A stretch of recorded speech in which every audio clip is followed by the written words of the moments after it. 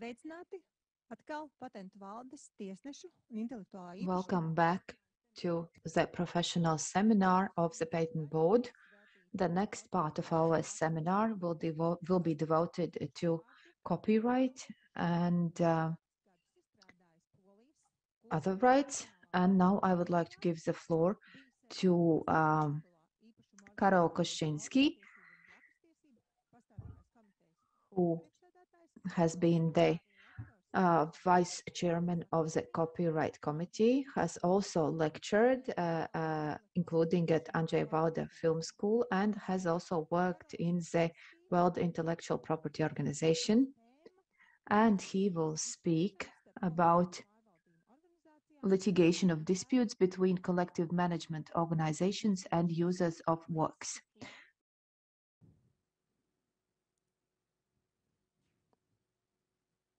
Thank you very much for the floor. Thank you very much for the invitation. Welcome, everybody. I hope that you can hear me. Yes, we can hear you. Thank you very much. Just to start with a few words on myself, I was a director of Department of Intellectual Property and Media in Polish Ministry of Culture for more than 7 years. And one of my main tasks was the supervision of the CMIOs in Poland, which is CMIOs in Poland are the biggest CMIOs in Central and Eastern Europe, taking into account their incomes and the money that they distribute to the users. So that's my background, basic background in the field of relation between users and collective management associations. And in the last 3 years, I started to work as a private lawyer. I have my own legal office, and I also provide legal services for the users and for the CMIOs in different spheres of their activity. Let me start with the presentation. I hope it's visible. Yes. Yes, can you see it? Yes, we can see it. Thank you very much. As you see, I used some graphic motifs from Latvian folk art, very beautiful one in my presentation. I wanted also to say that it was hard to prepare this topic because for the participants from different countries, because this topic is very much connected with the local civil law and local civil procedure. So I decided to concentrate on the EU law and EU law perspective, especially the directive that regulates the collective management in Europe, and how this directive that shapes the common EU standard influence the relations between collective management organizations and the users.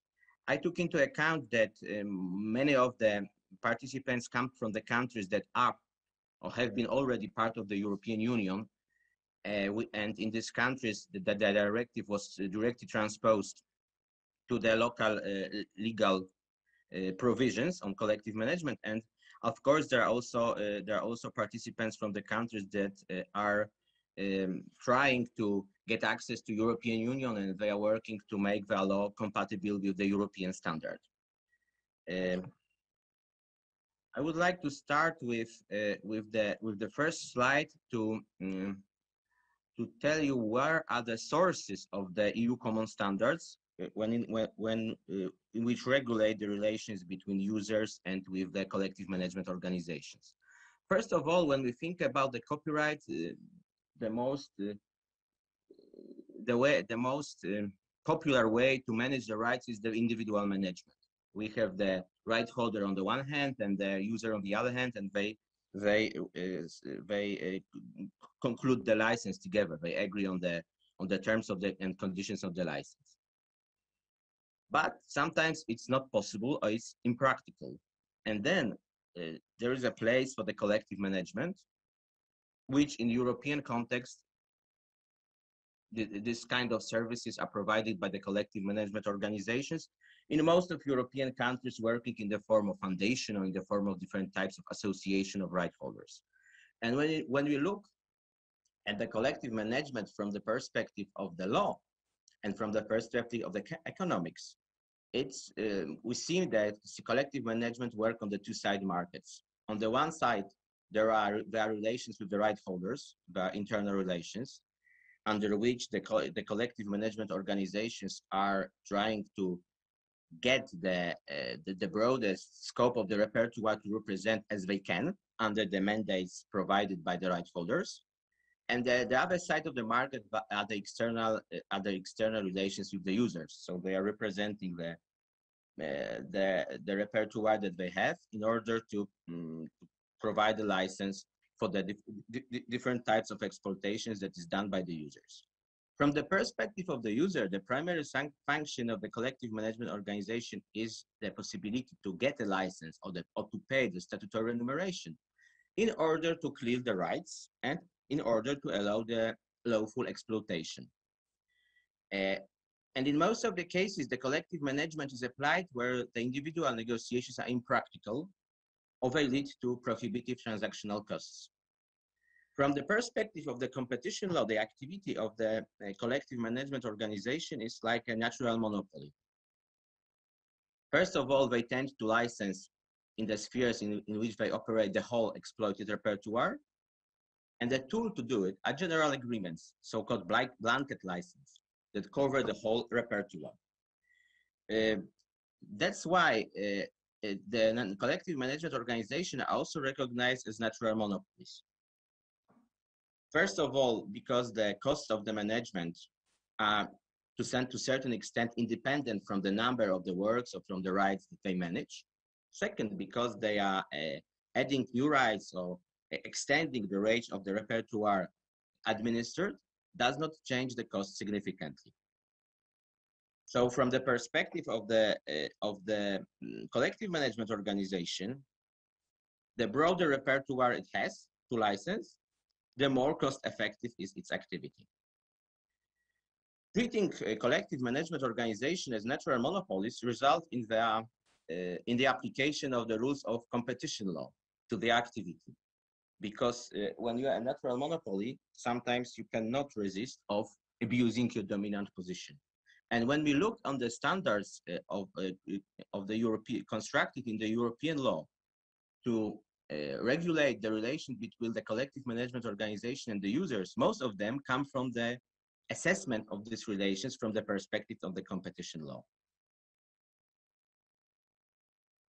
When we try to look for some regional specificity, because the workshop is mostly for the participants from Central Eastern Europe, there are some periods in the evolution of collective management in our part of the Europe that influence the relation of the users and CMOs even now. During the communist period, there was first of all in most of the countries in our part of the Europe, there was nothing like the protection of related rights. So only the author's rights were protected, and in most of the cases there was only one CMO in the country, and except for Poland, it was a state-owned agency. So it was a state-endorsed monopoly of the country. And then, after the fall of communism in the 90s, we observed the emergence of new copyright acts, and and parallelly to this process, we observed also the privatization of the state-owned agencies and the creation of new CMOs in the form of right holders associations in most of the cases. And what was also possible to observe then, it was some kind of tension. On the one hand, people wanted to associate after the period of the communism, but they didn't understand that being a collective management organization is something else. It's a business activity, it's something else than just being an association of the right holders. People were also reluctant to state supervision, probably because before they felt too much of state supervision. And due to the neoliberal approach, they were also quite reluctant to monopolies as such, even if they are natural monopolies.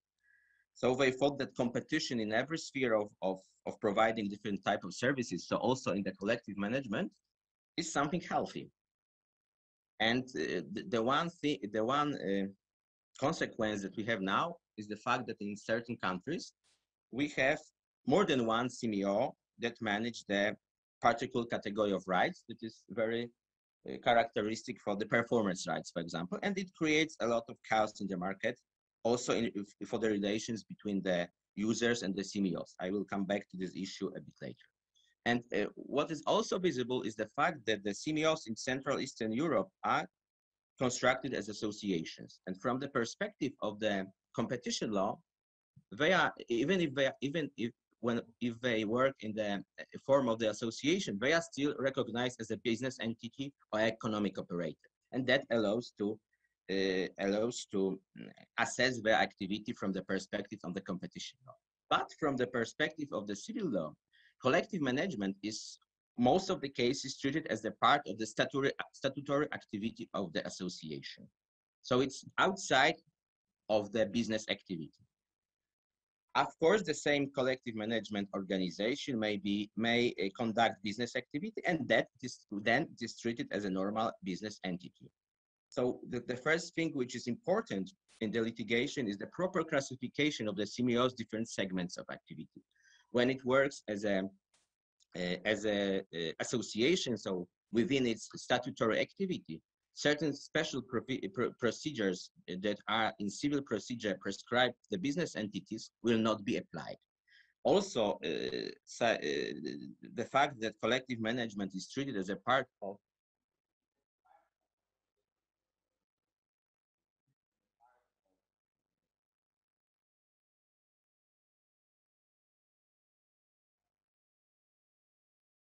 excuse me, I forgot to turn off my phone. It's treated as a part of association, part of statutory activity of the association may, for example, also affect the application of the provisions of the limitation period for the property claims.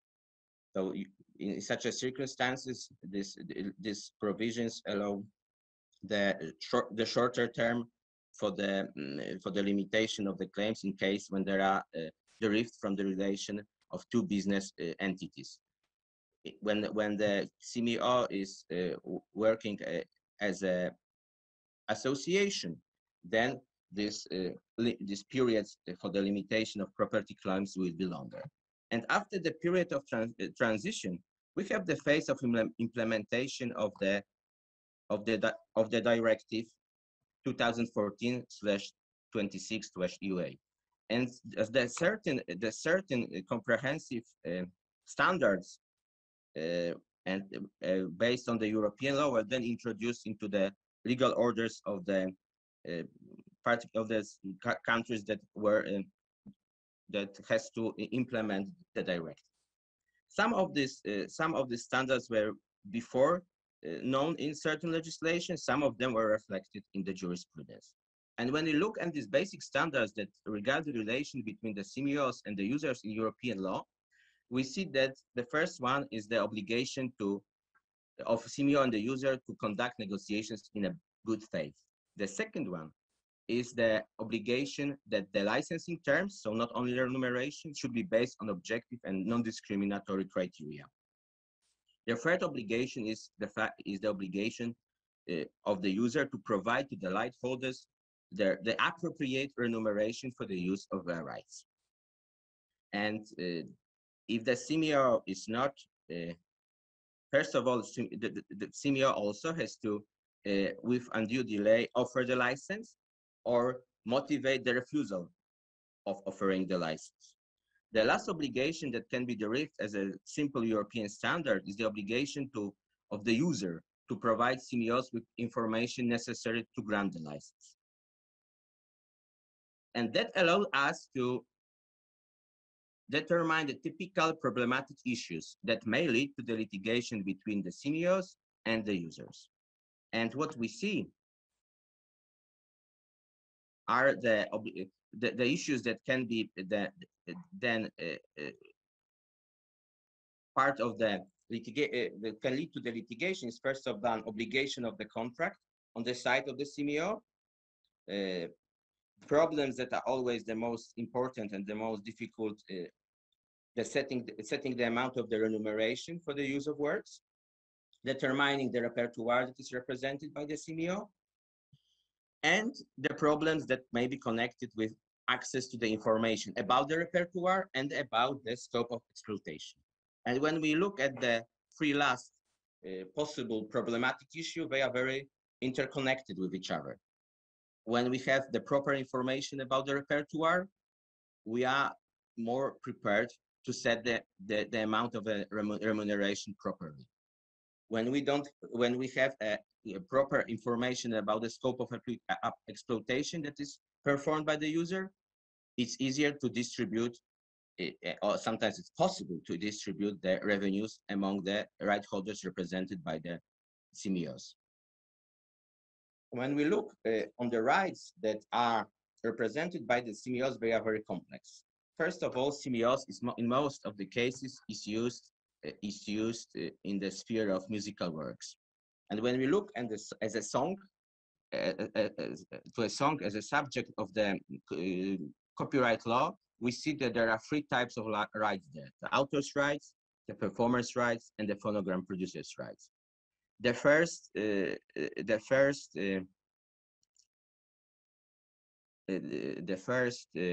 consequence is the fact that in normal circumstances, we have three CMEOs that are entitled to represent these three types of rights, and we need license from three of them to exploit the rights lawfully. It is a simple situation, but due to the fact that the collective management system was created in most of our countries in the 90s, in the certain spheres, there are more than one collective management organization. So from the perspective of the user, the consequence is that he has to acquire more than one license, even for the certain rights. So for example, for the rights of the performers. As a result, he has to provide the information about the exploitation to more than one collective management organization, and he has to pay more than one remuneration, receives more than one invoice. So it's the system with more than one organization in representing the certain right is much more complex. And when we look also through a magnifying glass for this example of performance organization, it's very hard sometimes to define how much of the repertoire is exactly represented by the concrete CMEO. By repertoire represented by the concrete CMEO, I understand the repertoire that is mandated directly by the right holders, or the repertoire that is mandated by the under the representation agreements that the right holders may have with the foreign CMEOs. And so this is the repertoire that is directly or indirectly represented by the CMEO. If we have several organizations in the system, it doesn't mean that the whole repertoire is covered. So we need provisions in the law to determine who is to represent the right holders that are not represented by any CMEO, that didn't, in fact, mandate their rights to any CMEO. In the lack of such a provisions, it will be always a dispute between the CMEOs who is entitled to represent the people that didn't mandate their rights directly to any of the CMEOs. And when we look from the scope of CMEOs legitimate activity, we have at least two types of collective management situations possible. One type is when the CMEO is only entitled to represent the rights that are mandated by the right holders or under the representation agreements. And the second type of collective management is so-called collective management with extended effect. And these are the rights that are outside the scope of the directly mandated rights. It's possible under the provision of the law to represent the rest of the right holders that didn't mandate the rights. And this kind of, the second type of collective management is used in the situation when it is compulsory, for example, in the case of cable retransmission, or sometimes in case when there is a possibility granted to the right holder to opt out from the system, but there are situations in the exploitations that cannot be sold without the collective management with extended effect. Like for example, when the exploitation of the musical works by the broadcaster, or the exploitation of the out-of-commerce works, or the different types of statutory remuneration that can be paid only through the collective management organization. And this, the structure of the national CMO system has several consequences. First of all, it should influence the level of the remuneration due. We have to know at the beginning how much of the repertoire is represented by the concrete collective management organization. If there are several of them, we have to know how to split the remuneration between 2 or 3 or 4 collective management organizations. The situation is more simple when we have one-stop solutions. So the collective management organization agree together, for example, to provide one license to the user, and then the user has the one place to get a license, and on the collective management organizations did it under the most of the cases voluntary agreements, then decide in this kind of voluntary agreement how they split the money. From the perspective of the user, it's more comfortable situation because there's one place when he can pay for the license and when he can get the license, and the rights are clear. The second issue that is open is the issue of the individual management. We have to know there are some possibilities when there is no collective management with extended effect that the right holder may not be interested in cooperation with the collective management organization as an intermediary, and then he wants to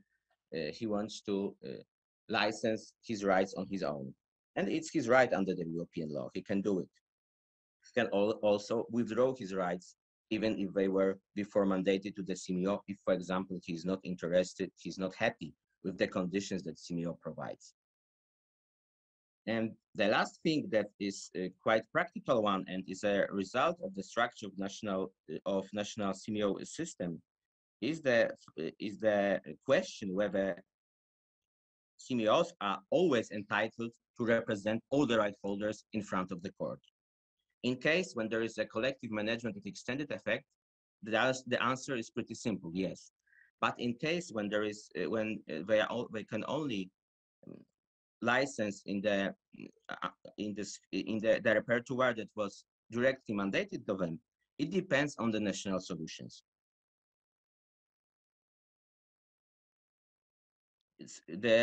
Sometimes the national solutions provide the CMO some kind of privilege.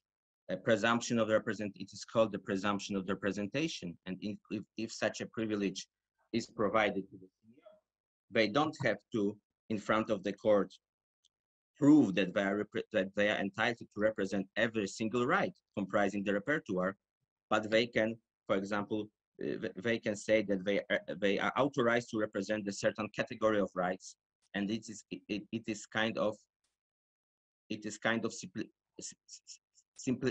kind of privilege and kind of simplification for the users, for the right holders during the civil procedure. And now I would like to concentrate on the 4 spheres that are important when we take into account the relation between the CMO and the user. The first is obligation to contract. When we looked at the normal individual management, we know that we can authorize the use or we can prohibit the use. The rights have exclusive character. When we look at the rights, when the rights are exercised through the collective management organization, there is a tension between the exclusive character of the copyright and the fact that CMOs may have monopolistic position. And this time, due to decisions of the European bodies, I mean the European Court of Justice on the under the competition law, in fact, in many cases, in fact, the rights exercised by the CMO don't have exclusive character. Why? There is no one common European standard, but in most of the cases, CMO have no right to refuse the license. And CMO has no right to refuse the license to justify that, we can refer to European Court of Justice jurisprudence concerning the license of essential facilities. The best example will be the Microsoft case. It didn't touch the copyright, but created some kind of legal test that covered the same problem. During, you see the reference to the case below of the screen, in this case, the Microsoft didn't want to share with the other producers of the computer programs the information that allows interoperability of the Microsoft products with the other IT products, and didn't want to allow the producers of the computer programs to use the Microsoft products. It was under the European Court of Justice jurisprudence. It was concerning that it's an essential facility, and Microsoft abused its dominant position when it decided not to provide this kind of right to the other players on the market. The situation is a bit similar when Simios, which has a monopolistic position, does not allow, refuses to give the license, so does not allow to the users to use the certain rights that can be acquired only from this collective management organization. There are, if there is no obligation to, if there is no right of the CMO to refuse the license, provisions on provides no right of the CMO to refuse the license, the right to refuse of the license is very restrictively interpreted. And in any case that the user will not get the license, he must be properly informed about the reasons of the refusal. In the legal system, when there is no obligation of the CMO to license, the fact that CMO may not refuse to do it does not replace the license, but it creates on the side of the user expectative of concluding the contract, and such an expectative also extends to the fact that the contract should be based on objective and non-discriminatory market conditions. We will speak about the conditions of the contract a bit later. And also the second consequence is the fact that it depends on the national solution.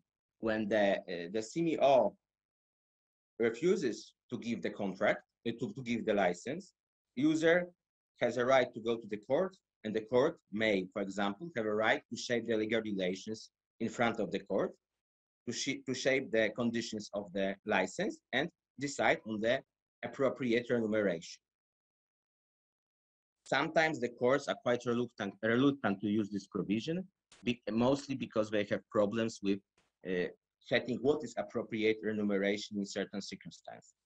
Depending on the national solution, the second possible waiver is the fact that the user has a right to exploit works when the CMO refuses to give the license, but he has to pay the amount which is equivalent to the remuneration to the court deposit or to the escrow account. The third use solution allows the user to go to the court to establish in the claim in front of the court that there is an obligation to conclude the license on the side of the CMO. Then, in any case that the user uses the license, the CMO may not start the dispute based on the fact that there was infringement of the rights, because he may not say that he may not argue that the user infringed the right, or in any case such a behavior of the CMO and such a claim of the CMO would be recognized as the abuse of the protection that the copyright provides.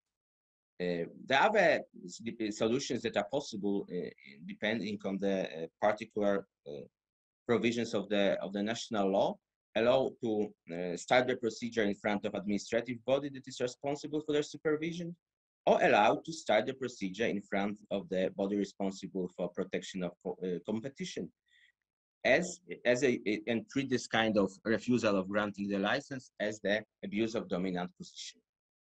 There are different examples that justify the situation in which a CMO refuses to license. For example, there should be the circumstances that put the interest of the right holder in danger. CMO may not grant the license when, for example, is the threat of the insolvency of the user, or user before was reluctant to pay the remuneration, or user constantly infringes the other types of exclusive rights. The second example of the reasons that allows to refuse the license is the lack of the acceptance of the reasonable conditions that are typical for this kind of the license. For example, we have the information that is necessary to collect and distribute the revenues as a part of the conditions, and the user does not accept the scope of this information, and that is the reason that allows the collective management organization to refuse to grant the license. Or the remuneration requested by the CMO is reasonable in the light of market practices. That also allows CMO to refuse the license if the provisions of the law at all refuse CMO to provide the license. And as I said at the beginning, the most complex and the most difficult issue is to setting the conditions of the license, including especially the remuneration. And there are all the legal tests that were created under European law were created from the perspective of the competition law, when the activity of the CMO was in certain circumstances treated as the abuse of the dominant position. These criteria are quite open. We have two more significant criteria, and then they are more specified in the provisions and specified also in the jurisprudence. First of all, the conditions of the license has to be non-discriminatory. So with no different treatment of the entities in comparable situation is justified. Of course, it's not absolute rule. If there are objective criteria that allow to treat the entities in the comparable situation differently, they can be applied. Such a criteria is, for example, scope of exploitation or the economic value of rights. We will treat differently the user that is broadcaster, local broadcaster, and because he has his income from the use of the rights will be smaller than the user that is a broadcaster that operates in the whole territory of the country. That is the objective criteria that allows to treat these both users differently, and there is no question of non-discrimination there. This objective criteria has to be comprehensive, has to be consistent with the type of the exploitation, has to be verifiable. And they shall not refer to the assessment of the artistic value or to the emotions or to the needs of the parties. This quite specific situation is the moment when the CMO has officially approved binding tariff, and in such a circumstances, you don't have to check whether the remuneration is based on the objective criteria. It is presumed that the remuneration that is officially approved is objective one. The more specific notion that allows to set the remuneration is a notion of appropriate remuneration. We have to take into the consideration the economic value of the use of the rights in trade, taking into most of the cases the nature and the scope of the use, and the relation of this economic value to economic value of services provided in the CMO, provided by the CMO. When we look at this principle from the negative point of view, the result is that CMO may not impose a price which is excessive in the relation with economic value of the services provided. So CMO is not entitled to put the economic burden of its services on the shoulder of the user. We have to compare the management fees with the amount of the remuneration that CMO wants to get. The positive aspect is that we have to concentrate on the prices that are based on the established market practice. And we need to evaluate the nature and the scope of exploitation.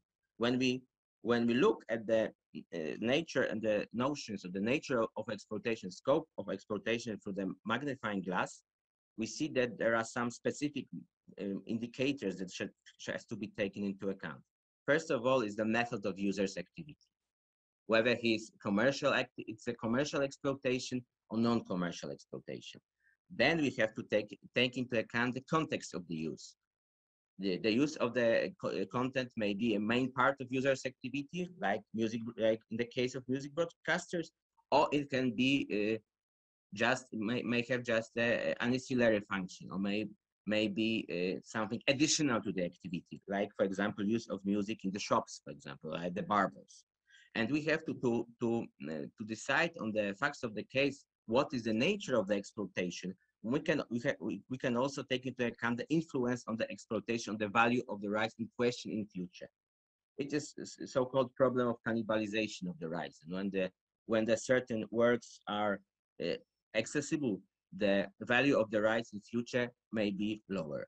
When we look at the notion of the scope of exploitation through the magnifying glass, we see that first of all we look at the quantitative elements. How much of the repertoire is used by the particular user? How much time in the, for example, program provided by the broadcaster is taken by the repertoire that is licensed by the collective management organization? The second issue that we have to take into account is the size of the audience, the potential audience and the actual audience, and the methods will depend on the type of exploitation. When we are speaking about the license provided by the CMO to the cinema operator, it's easy to count the number of people that in fact went to the cinema and buy tickets. When we take into account the exploitation of the broadcaster, we have to some kind, for example, measure the audience. We have to check what is the number of the subscribers of the certain services. So there are some practical methods that allow to be used to determine the scope of exploitation. And the last part is the territorial scope of exploitation, whether it's a local operator or whether it's somebody who is, for example, working on the territory of the whole country, or the exploitation is international. These are the factors that influence the scope of exploitation.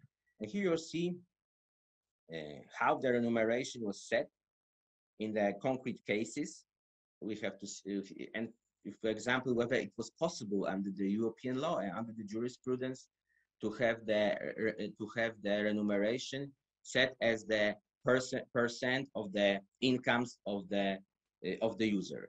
We have the remuneration of the broadcaster in the Steam case that was calculated as a part of the revenues of the broadcaster, and the criteria which were taken into account in this case was the quantity of music that actually broadcaster used or was likely to use, and of course also the size of the audience. In the Tournier case, or also the Coditel and other case, we see that the amount of the remuneration for the use of musical works was a flat rate corresponding to the percentage of turnovers of the discotheque, or the number of actual or potential performances of audiovisual work in the cinema. And until the moment when the relation between the amount of the remuneration and the costs of management are reasonable, there is no possibility under the European competition law to question this type of method to set the remuneration. If such a relation will cease to be reasonable, we may start to question this type of setting the remuneration. There are also additional criteria used to set the remuneration, and the most popular is the practices in neighboring countries or European practices. There are also some others, but I would like to concentrate about the neighboring countries' practices because they were subject to the next judgment of European Court of Justice, and the entity that really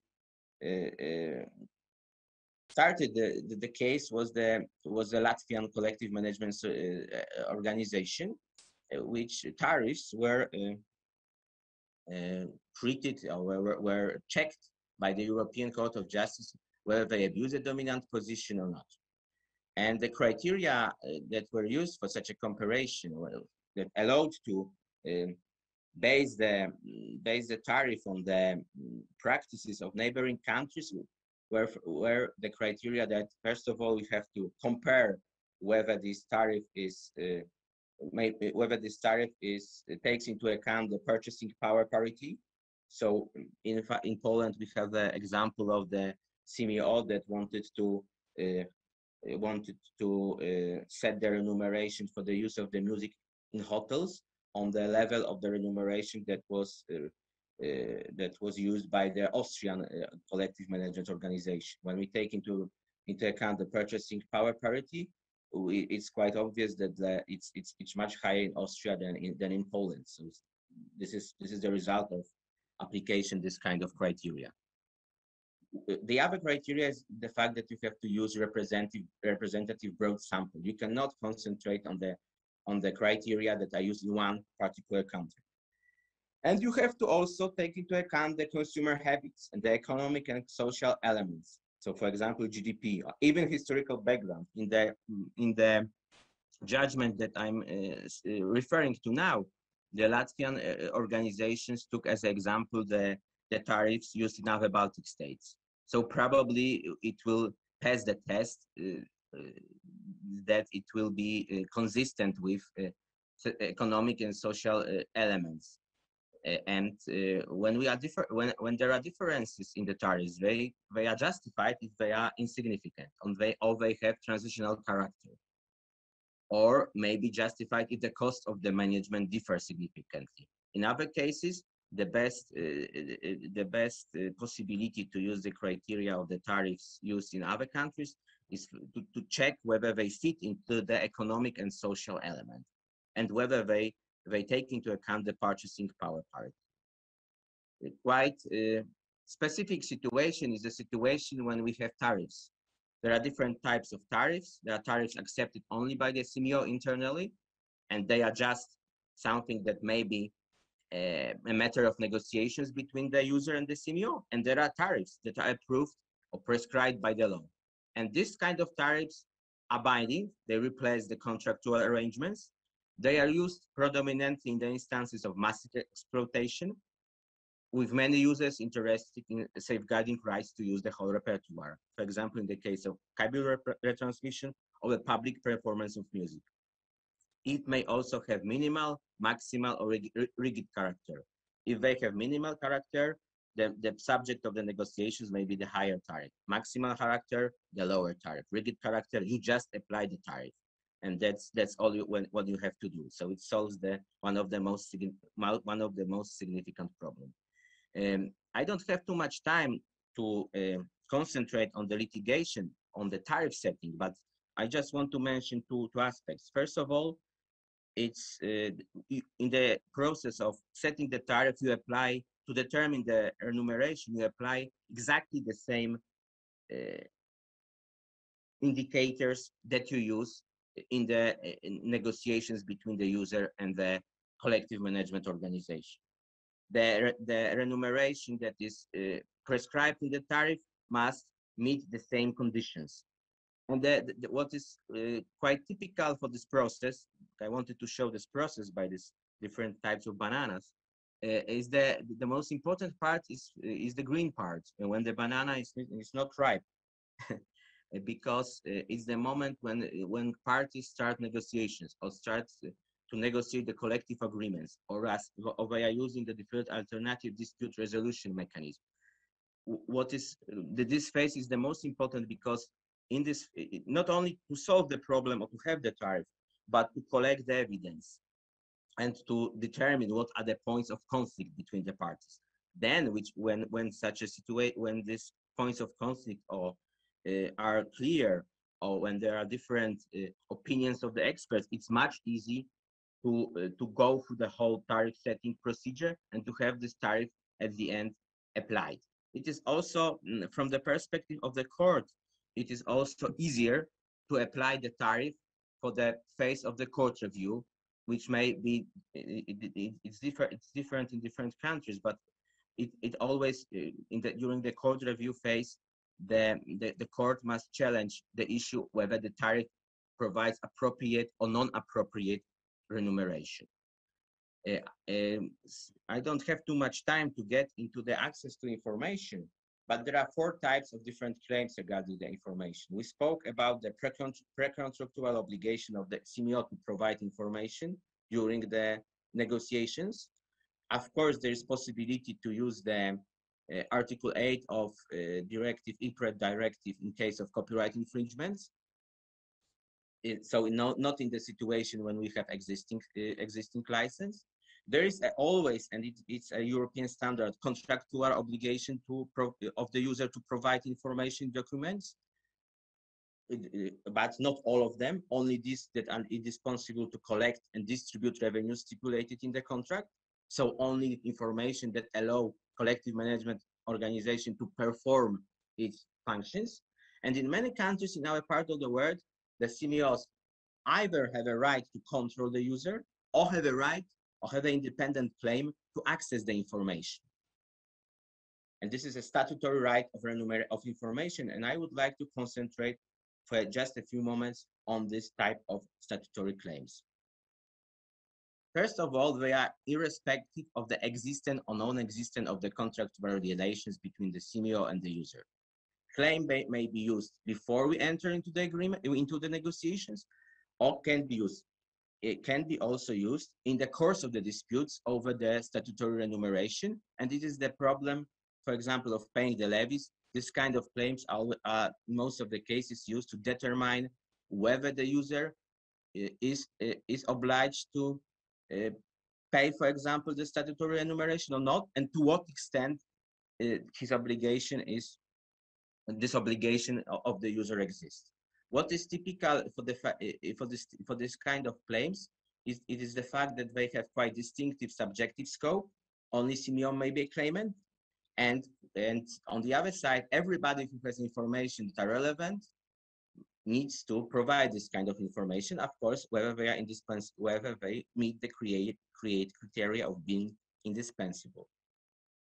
The third feature is the fact that the claims have broad objective scopes. So you have to provide all the information that are necessary to determine remuneration or compensation. In most of the cases, these are the information of the volume of sale, of the income, or of the profits of the user that allow to determine the scope of the remuneration. What we can see here is some kind of tension between the obligation to provide enumeration and the protection of trade secrets of the user.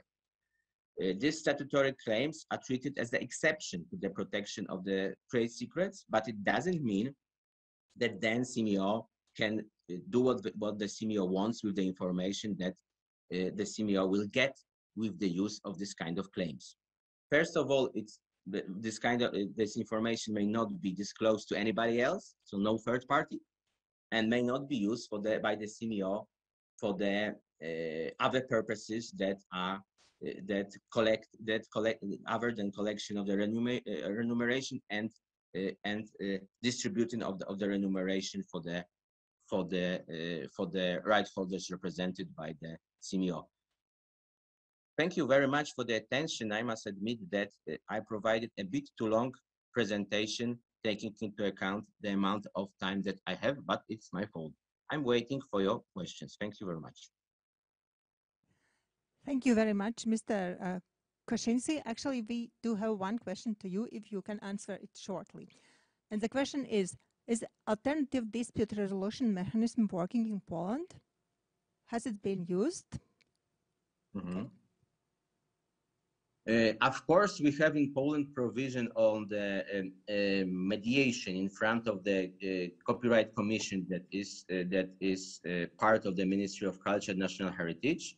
Such obligation may be derived from the subcat directive. So yes, we have certain provisions, but in practice, mediation, at least in front of the Copyright Commission, was not very often used by the user. First of all, because the CMOs were not interested in this type of procedure. They wanted, or they preferred, to go to the court. And as far as I know, the use of the mediation in front of the civil court, which is the second possible options. These kind of mechanisms are not also very often used to solve the dispute. What I regret most is the fact that there is no spirit of compromise between the users and the CMOs, at least in Poland. They are not ready to accept that we have to strike the balance between them, and you have to find a solution that is acceptable for both of the parties. Everyone wants to insist to get the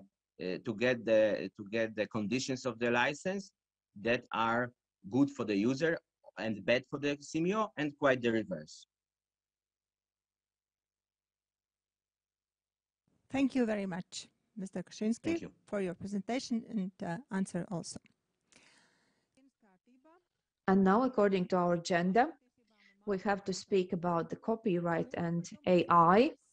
And we will have the next speaker, Ms. Michelle Woods from the WIPO, who is the director of the Copyright Law Division.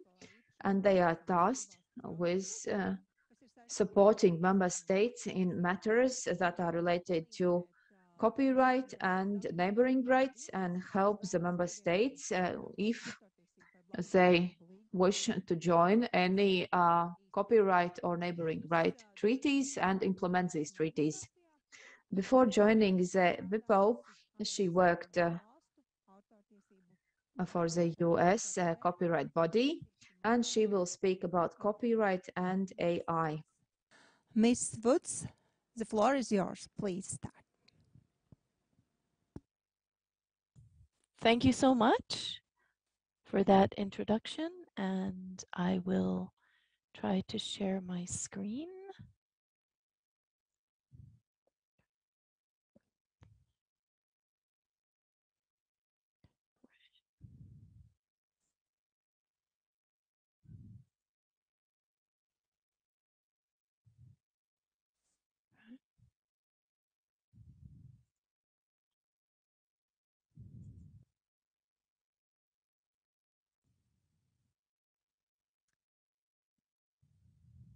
Does that look correct? No. No. Okay, let me try the other one. You must use display settings, actually. Sorry? Display setting. Does that look better? Yeah, yes, no, it's okay. Great, thank you. So, hello everyone. Very happy to be with you today and to have the chance to talk with you about a subject that, of course, is very interesting to all of us right now, artificial intelligence. All of our various institutions, whether that be international or at the national level, are trying to work their way through how artificial intelligence will affect work, and then how the law will develop. And as is often the case with newer technologies, I say newer because a lot of the newer applications are really available now. Obviously, this is technology that's been in development for many and many years, but often, as is the case here, the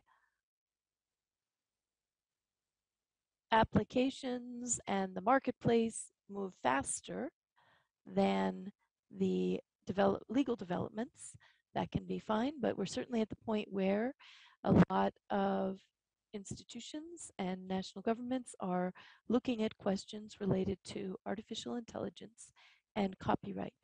So I am going to give you some thoughts on this, and then I do welcome some questions or comments. I think that's most interesting, is to hear from you about what's going on in your countries, in your various jurisdictions, and to find out that way about the newest developments. So first of all, AI, and I'm specifically focusing on AI and copyright today. Of course, there are many implications in many other areas of intellectual property, as well as, of course, many other areas in general.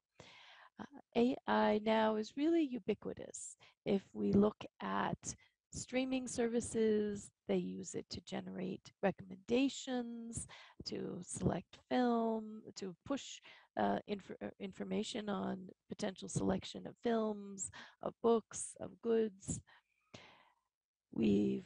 Most of us have probably heard about the ability of AI to produce a new, for example, a new Rembrandt that looks very much like an authentic Rembrandt made using algorithms and high-tech face recognition. Music has been written by AI, and by all accounts, it's pretty good. Journalism is certainly using AI, in perhaps not quite at the point of writing prize-winning stories, but certainly generating many more stories and changing the way journalism works. And video games are a huge area for application of AI. So as is the work on neural networks, and this has gone, of course, has practical implications, but has also become an art form.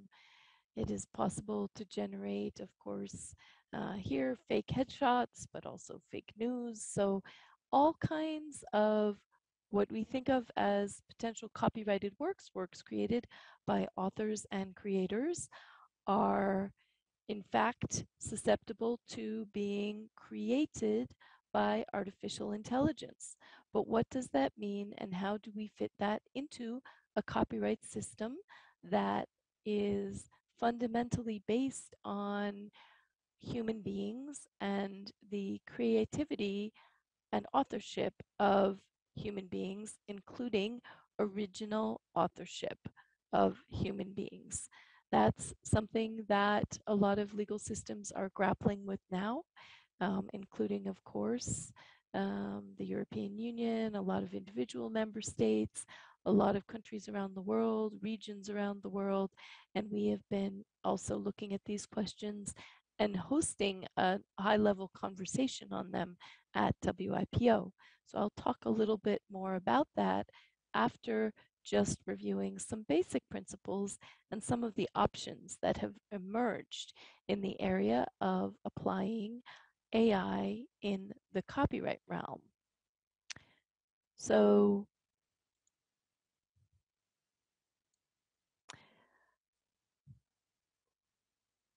AI really makes us face some of these questions about copyright and authorship versus ownership, and also some differences in the origins of copyright systems, whether the civil law system or the common law system, and perhaps somewhat different views of how these issues would be applied in the copyright realm. Although I have to say that you cannot link up the jurisdictions that say you need human authorship to have copyright and would not consider having, for example, an AI algorithm considered as a copyright creator or copyright holder or owner versus those that potentially would or are thinking about this in a broader way.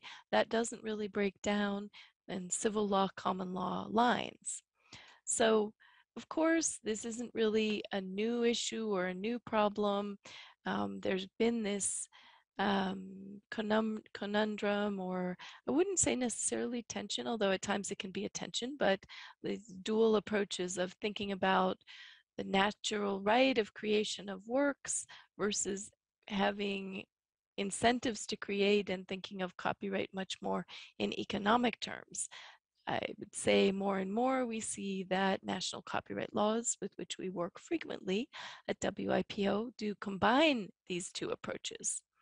But fundamentally, in all systems, the author or creator is the originator of the work, and there needs to be some kind of link, no matter how small. The word modicum is sometimes used, some link to some original thought or creation of the author. And in many cases, personhood, humanity, being a human being, is required for authorship.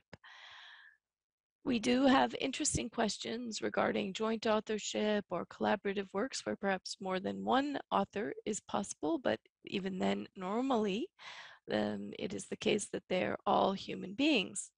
Now, in the employment context, in some jurisdictions, it is possible for works to become the property of and to have the situation where the employer is actually treated as the copyright owner from the beginning. That's through a contractual process where what's called the work for hire system operates. That doesn't operate everywhere. And when it does operate, that doesn't mean that all rights are transferred or the employer is considered as the author in all jurisdictions, but in some it's pretty much the case. So can a non-human being be an author of a work? And I'd certainly be interested to hear some of your views on this and experiences with this. But many national legislations openly reserve authorship to human beings. This is the case in a number of places for the European Union, also for the United States, the US Copyright Office, the office I came from some years ago to WIPO. And then there's also case law in different jurisdictions, including, for example, in Australia, saying a work generated by a computer is not protectable because it's not produced by a human being.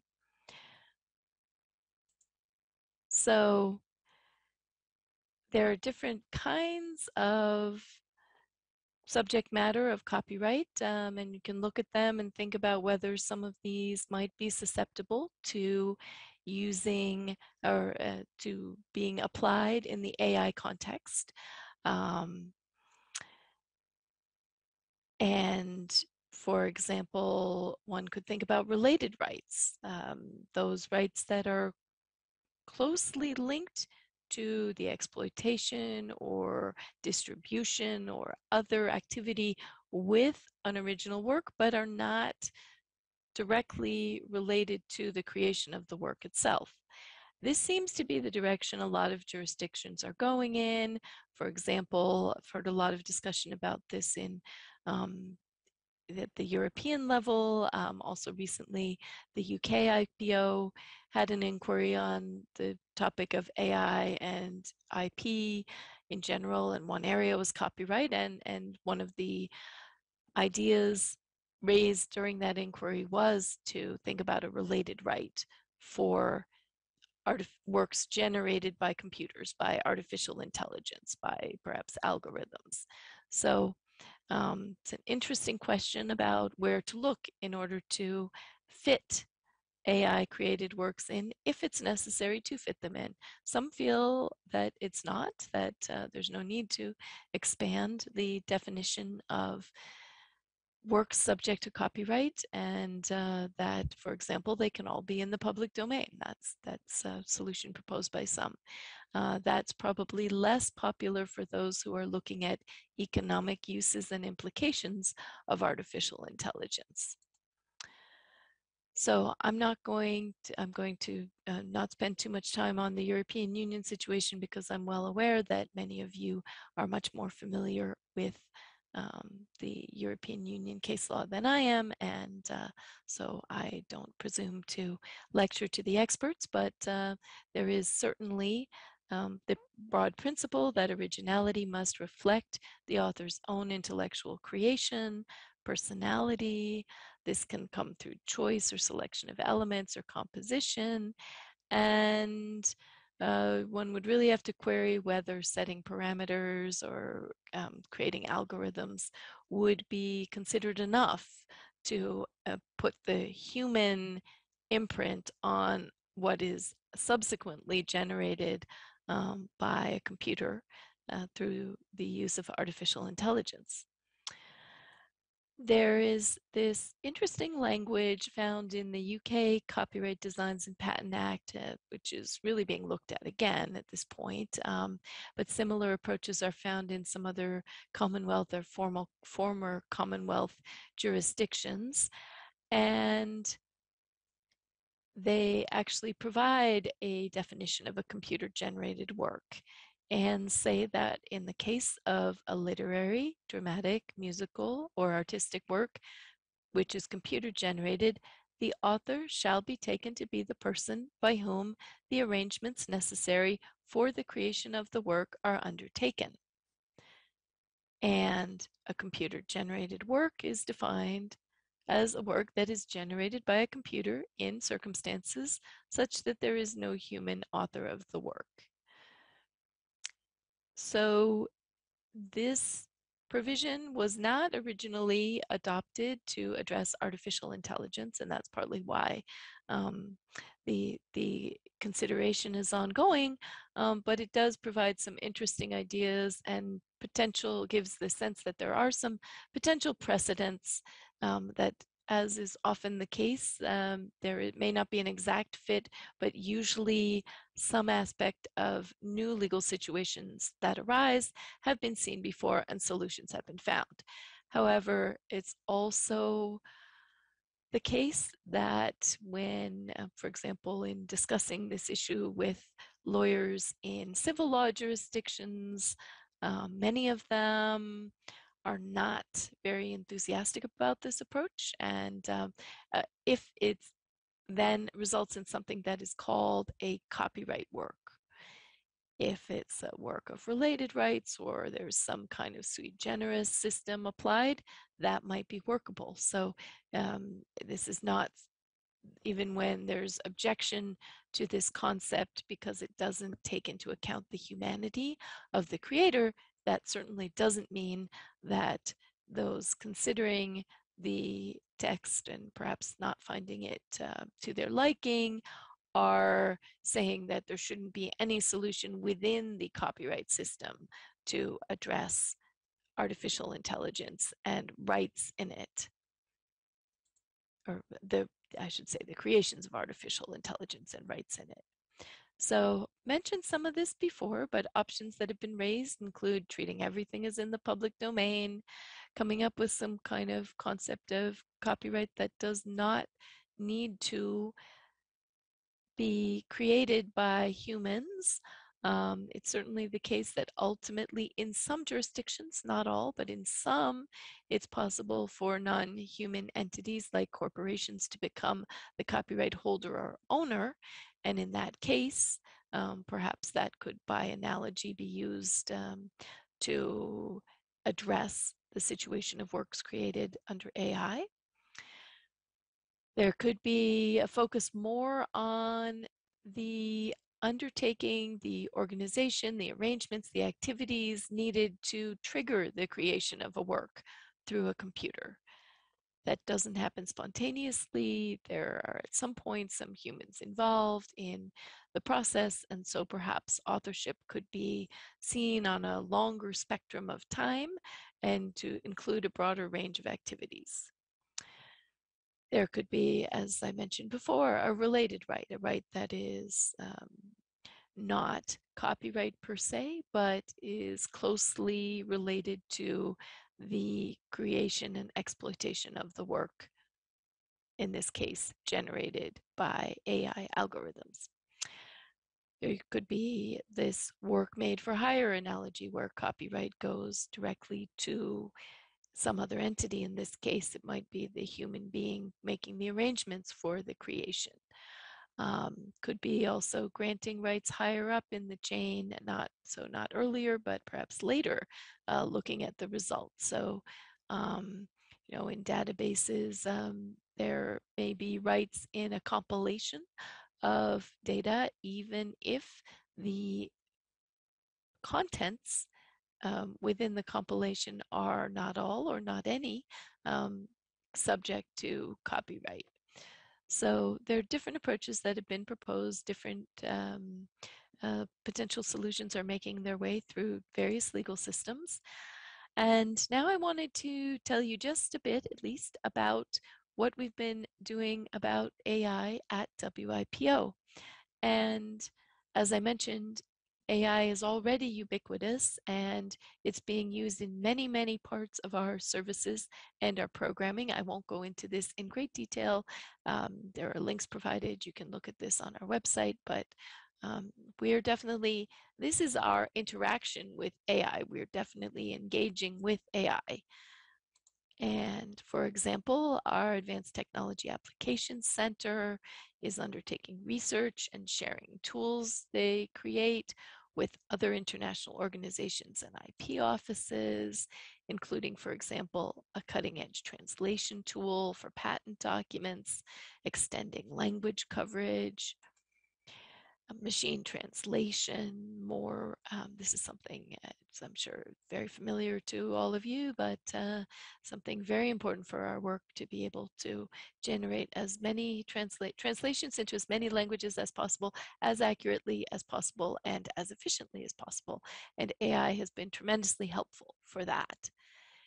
It's been used for image searching within our global brand database, for automatic patent classification assistance to patent filers and examiners in national IP offices. And then we also have a patent scope artificial intelligence index with patent applications related to artificial intelligence that categorizes the patents in these various categories of techniques, functional applications, etc. And finally, we did have launch last year a WIPO technology trends report focused on artificial intelligence. Actually, I guess it was the year before that now.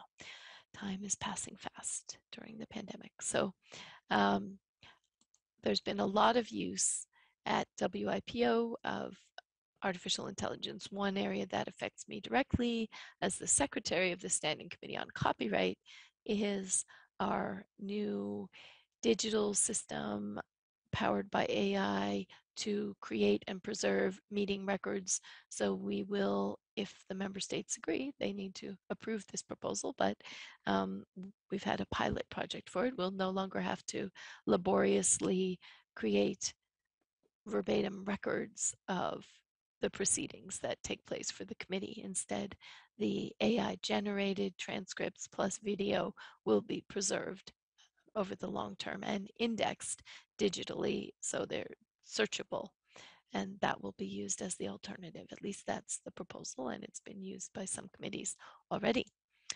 So, and then we do a lot of work with IP offices. I've mentioned a number of these areas already, and there are some others. So finally, I'll just mention, once again, this is something close to my heart because I work very closely with the Accessible Books Consortium, which implements our Marrakesh Treaty, that one of the issues that has arisen in our work, particularly helping developing countries to make works accessible, particularly works that are needed for education, accessible to persons who are blind, visually impaired, and print disabled, is making them accessible by having descriptions of images. And that is something that even when machine tools, machine-generated tools using machine learning have been very good at auto-translating, they have not been nearly as successful in image description. There have been a lot of projects to try and improve this. There's a sort of a training process, you would call it. And so this is something we're very interested in because this could extend the reach of our Accessible Books Consortium and make more works, including some works that are difficult at this point, to make fully accessible to those who need them, particularly for their education. Then we have had an ongoing series of what we call, it was the AI conversation. Now it's been expanded to be the conversation on IP and frontier technologies. And the latest round of this is coming up very soon. And the registration actually closes this Friday, and then the conference will take place the following week, and I would encourage everyone to join in. So here, this covers all the areas of IP, not just copyright, and many more technologies, not just artificial intelligence, but it's an ongoing dialogue. What our member states have asked for is that we not undertake any, for example, efforts to harmonize national provisions at this point, but instead provide a forum for discussion, for communication among member states about their experiences with artificial intelligence and how they and now other frontier technologies, a lot of focus on data, for example, and how they're using those tools at the national level, exchanging best practices, coming together for this. We will be doing this, I would say, every 2 years now. That's the idea, although if there's demand, we can do it more frequently. But we definitely encourage all of you to have a look at the program, see if you're interested, and perhaps come join us for that online. So I can see I have actually, by trying to make sure that I would be within my time, I sped through a lot of material very quickly and I'm now ahead of the time. So would love to have some conversation about your experiences in your countries, in your jurisdictions, what you're seeing in terms of the relationship between AI and copyright. Is there anyone who has been looking at this question and perhaps come up with a novel approach in their country? So I'm trying to look at the chat at the moment, but I don't have, here it is. But I understand there's also another place where people could put comments or questions, and you'd certainly be welcome to make a comment as well as to pose a question. Actually, thank you, Ms. Woods, for your presentation, but for the moment, I do not see any question or any comment in on our Slido platform. If maybe somebody has some questions, then please quickly write it here, or maybe somebody has a comment. But for the moment, there's no one comment and no one question. Okay. If there's no question and no comment, then maybe they will arise a little bit later, and then anybody who wants can write, maybe email to Absolutely. Ms. Absolutely, to you, or maybe to us, and then we will forward this question to you, and definitely everybody will get an answer who will ask something. Yeah. Okay. There's only one comment now I see. Miss Victoria Pulber says, thank you very much. It was very interesting. And nothing more. Nothing else.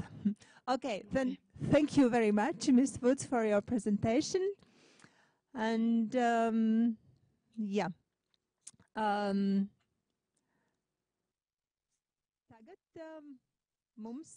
And now we have a break. That will be 5 minutes.